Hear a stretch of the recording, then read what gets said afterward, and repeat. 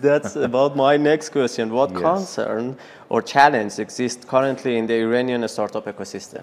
Well, after like 2015 and 2016, I guess, well, as an active private sector member, I wish sometimes for the government to do nothing. But when I sit in their shoes, when I walk in their shoes, I understand that they can't do nothing. They have to have policies. They have to regulate these things. The government has started to regulate the startup ecosystem. In a way, started to kind of shape the whole events, the startup weekends, the hackathons, picha kuchas, everything that was happening in a chaotic way. And it was like some big guy came to the room and put the foot on the table and said, okay, everyone, just stop. I want to understand what you are doing. Well, for most of us, it was very hard to explain the business models, the thinking that we have, the fundraising process. I remember I had a very long discussion with one of the government officials about how startups dump their prices and live on their fundraising funds instead of making profit for like 6 years, 7 years, and then approach the market with new prices. And he was like, this is impossible. This should be something else. It should be perhaps money laundering. It should be embezzlement. It should be something else. And I was like, no, this is part of the process. So I guess the government learning startups was a very expensive but necessary learning for Iranian government, and private sector paid the price for like 3 to 4 years, like up until like 2018, 2019, and then after that we can see that there are some smart rules, but we are still in that moment that we have to do something about policy making. We have to do something about the way that the whole government looks into the startups and wants to play a part. Actually, I believe that most of the time I compare this ecosystem as a child. And this ecosystem is a child of Islamic Republic of Iran to the time, actually.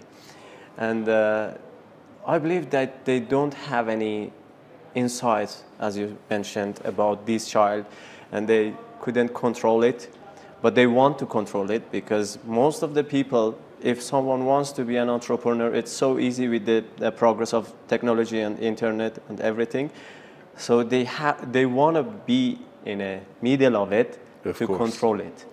And that's something challenging for them. Were they good at it? Well, raising a child is different than controlling a child, you know that. Yeah. I guess after sometimes they learned, of course, because like entrepreneurs, especially tech entrepreneurs, are very tough.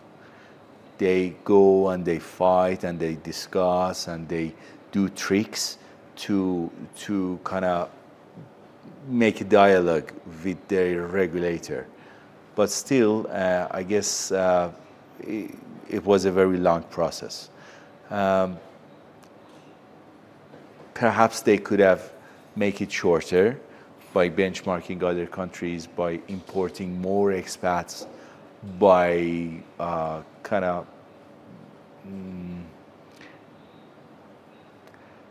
making new ways of learning for the government, to see what other governments are doing about their disruptive technologies, their startup ecosystem, things like this. That's very good, because you actually mentioned my next question. Can you compare the current problems of the Iranian startup ecosystem with those of other startup ecosystems around the world? Well, in terms of new disruptive technologies like Web3, like enablers, like crypto and things like that, I can say that the difference is relatively low with the international challenges that usually governments experience, because the trend is very new, and every government looks at having having a struggle with the new business models like exchange, making policies. Exactly, exchanges and AI companies and things like this.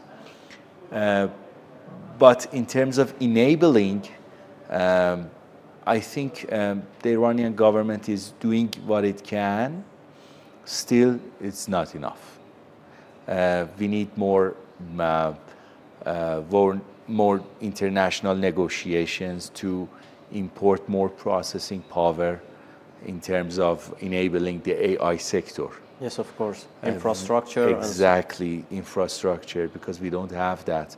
And among the sanctions that we all are in, one of the things that I think is more important even than drugs is the processing power, that we are not part of that community, that we can buy easily the processing powers, CPUs and things like that. That's one thing. The second thing, I guess, is that the general mood of the ecosystem makes active members of the ecosystem to believe that it's better for them to leave the country. And I think that's not too much bad if they come back with good knowledge for the country, because in a way they are assets of the company. One of the main assets of this digital economy is human capital, and we are bleeding on that, right? Yes. That's another thing. I'm not sure. I'm not a very good advisor to governments in that thing, but I'm sure that if they don't do something about this, someday there will be a total big gap between how we manage disruptive technologies in compared to the international market. But in terms of startups, those who became corporates like Snap, like DigiCala, like Divar, these companies are experiencing a total different set of regulations.